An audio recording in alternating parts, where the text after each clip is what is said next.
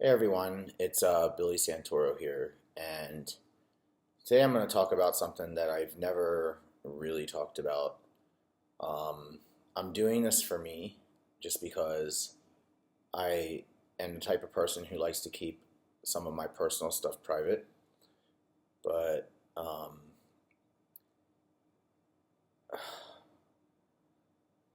I'm just gonna talk, and hopefully this will help me.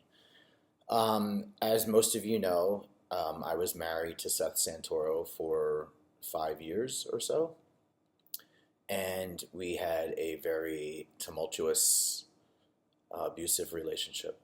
And it stems from everything from me being a controlling guy, um, keeping him away from bars, away from parties, um, I don't know, things like that, being possessive, and not allowing him to pursue things he wanted to pursue, just based on like some fears I've had, and some of those real fears, some of those not real fears.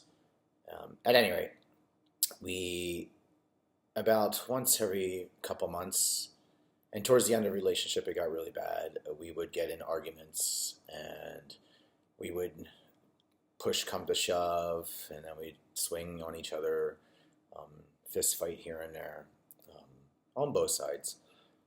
And I always felt bad afterwards and was like, I need to leave, I need to leave. And then I'd look at him and I'd feel terrible, and we would make up and put it past us without dealing with it. And then the next thing would happen, the next thing would happen. Now, the straw that kind of broke the camel's back was about 2 years ago, right around this time. um, Seth had done a weekend in Fire Island, um, and it's fine, no big deal. And he came home, and we started arguing, and it's still a little fuzzy for me. We started slamming things, and then of course push came to shove. Um, he broke some plates, and I threw his laptop, and we did a lot of damage to each other. And that night, we did end up getting into a fist fight to the point where I had ended up in the hospital with 15 staples in my head. Um, those of you who remember that time, I was wearing a hat in a lot of my porn scenes, and um, it was just a really challenging time for us. We ended up spending the weekend in jail because we got arrested for the fighting. We were ended up let go. No charges were pressed on either side, and we just buried it and moved on. But part of me was emotionally destroyed. I know he was emotionally destroyed. We never got past that, um, and we just dragged it on, dragged our relationship on for another 6 months, to the point where Seth started doing his own thing, going out on his own, doing his own stuff. I was becoming a little less controlling. I think I gave up.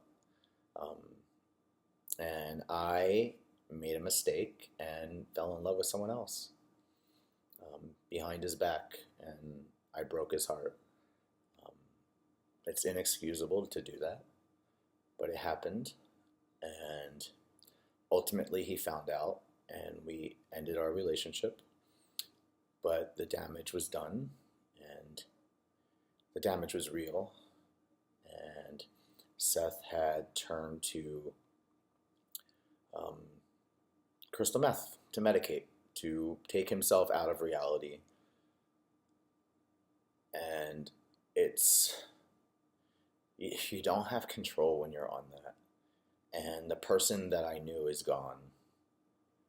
Um, I've been in touch, out of touch with him off and on for the last year and a half since we've broken up.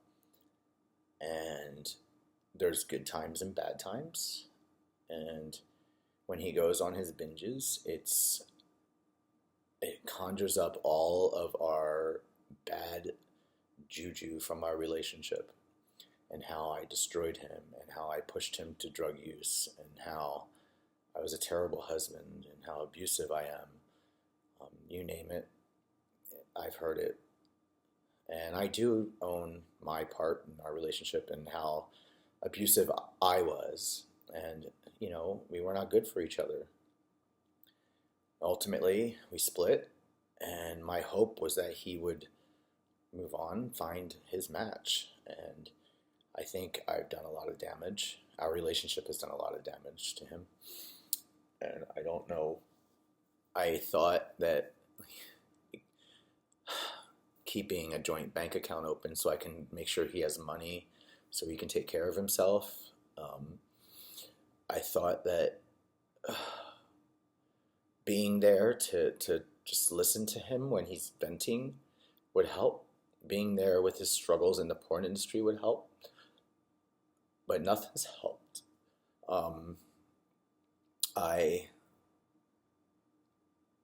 Last week, it came to a head really, I don't know, last week, 2 weeks ago. I was in Denver doing a gig, and I don't keep my phone on me when I do gigs. And he texted me a lot of how much he hates me and how vile of a person I am, and how he's going to make sure that I'm ruined the rest of my life and that I deserve to rot away and die and all that stuff. Maybe he's right. But seeing him this high and addicted to drugs and these vile things that come out of his mouth, it's not the person that I knew. It's not him. And then when people approach me and be like, oh my God, did you see what Seth said? I said, it's not him. Just forgive him. He's sick right now. It's not him. And I don't know what to do. I ran into him. We usually don't see each other even though we live in the same city, but we were both at an event this weekend, and he kept approaching me at a nightclub and just high, yelling at me and threatening to beat up the guy I'm seeing, and just craziness, telling people where I live. You've probably seen he put out my phone number. I shoved him away from me, and then it was over, I thought. And then I was being texted and FaceTimed and everything all night long till 8 o'clock, 9 o'clock in the morning, to no avail. I didn't answer. Then I blocked everything. I called the police. They can't do anything. I don't know what to do. Anyone that has any help, how do you get someone to want to get off meth? How? How do you do it? How? He's a good person, and he deserves a chance at life.